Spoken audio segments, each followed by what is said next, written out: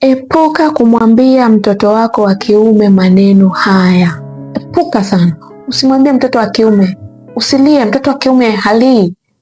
Ni kweli tunafundisha watoto wetu ujasiri, lakini muache aonyeshe hisia zake pale anapoumia.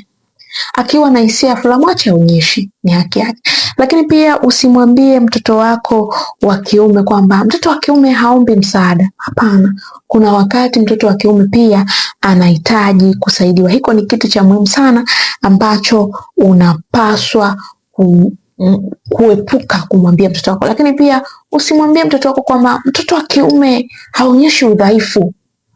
Haonyeshi udhaifu. Kuna vitu vingi sana tumeviendekeza tunapolea watoto wa kiume, kuwafanya wewe wagumu fulani, lakini mwisho wa siku tunaharibu akili zao. Hebu tuwaache wawe huru, hasa katika kujielezea kihisia.